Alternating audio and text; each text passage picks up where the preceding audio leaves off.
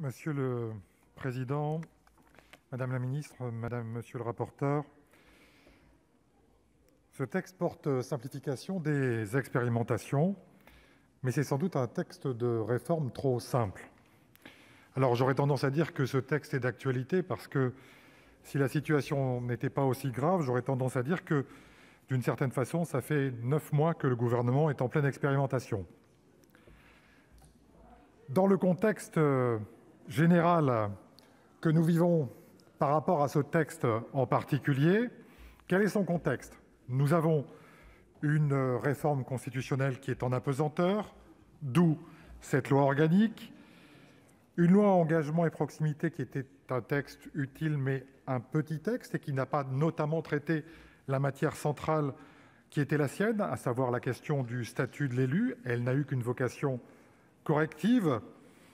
Un texte d'abord 3D, maintenant D puissance 4, annoncé, confirmé, réannoncé, reconfirmé, mais toujours différé. Et donc une loi organique qui est présentée, qui constitue le deuxième vrai texte du gouvernement. Alors beaucoup de choses ont été dites, je ne vais pas reprendre l'intégralité de ce qui a été fait.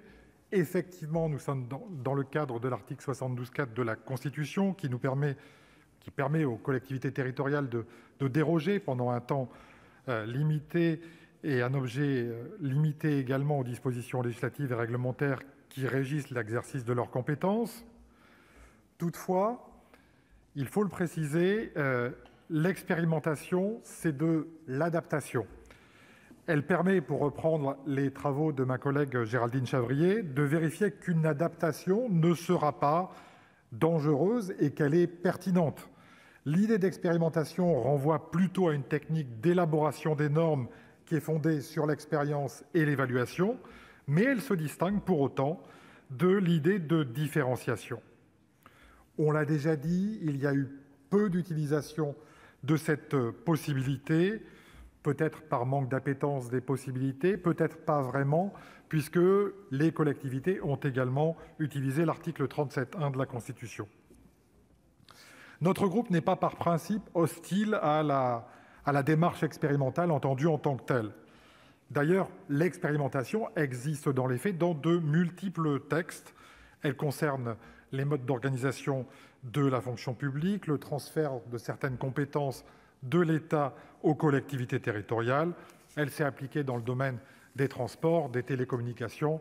Je rappelle qu'une loi comme celle relative à la démocratie de proximité, en 2002, permettait déjà et confiait déjà à titre expérimental des compétences aux régions en matière de ports maritimes, d'aérodromes ou de patrimoine culturel.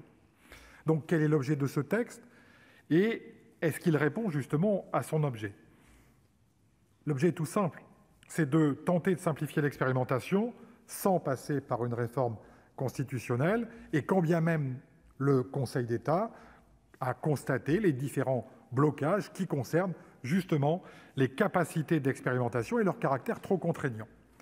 Donc, nous sommes dans une logique procédurale, peut-être trop procédurale, qui n'apporte pas, ça a déjà été dit par de précédents orateurs, de grands bouleversements.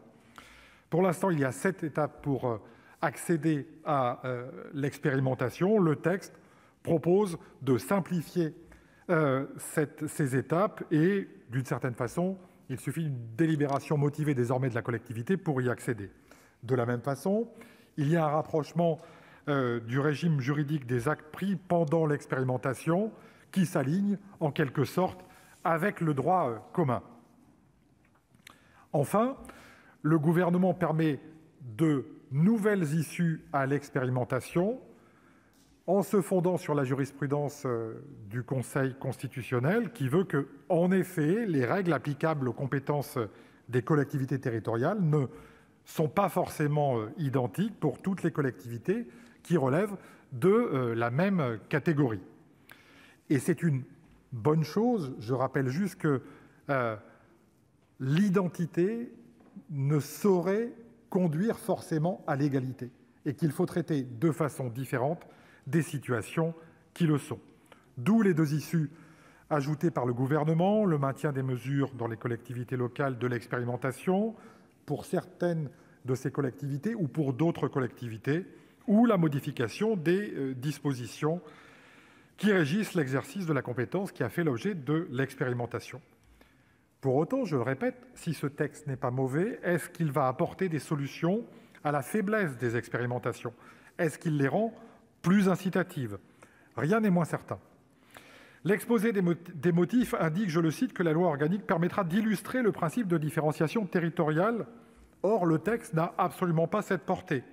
Outre la différence que j'ai soulignée entre expérimentation et différenciation, sans modification constitutionnelle, le texte n'a pas la portée qu'il prétend avoir.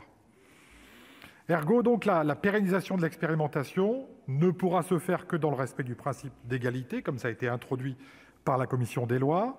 De la même façon, la commission des lois a ajouté le maintien de la possibilité d'abandon qui était nécessaire. Et puis, je le répète, la commission des lois a également insisté sur le fait que l'évaluation est consubstantielle de l'expérimentation. Et je crois qu'il faut se réjouir de cette prise de position parce que la vision du gouvernement en la matière était trop limitative. Au final, ce texte ressemble surtout à un texte d'attente pour faire patienter les territoires. Alors, que manque-t-il dans ce texte? C'est sûrement pas à moi, Madame la Ministre, de vous dire quoi faire. De toute façon, vous ne m'écouteriez pas, comme c'est le cas actuellement. Et ça ne changera pas grand-chose. Mais pour autant, Madame la Ministre, vous avez indiqué dans votre texte, dans l'étude d'impact, vous avez parlé des guichets uniques.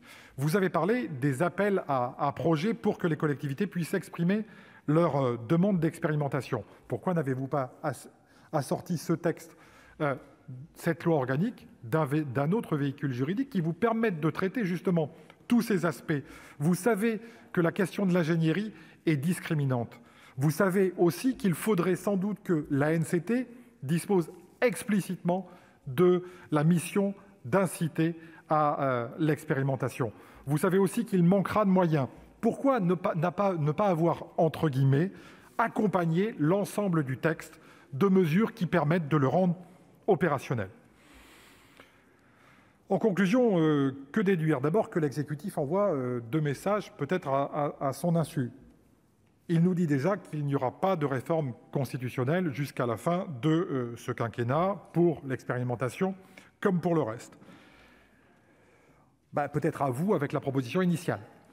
Mais surtout, il peine manifestement à porter un geste décentralisateur qui soit ambitieux, parce qu'on parle de décentralisation, mais au moment où nous en parlons, la vision est toujours aussi verticale. Je rappelle que la proposition socialiste d'expérimentation de revenus de base n'a pas été retenue au même moment où vous le mettez en valeur dans ce texte.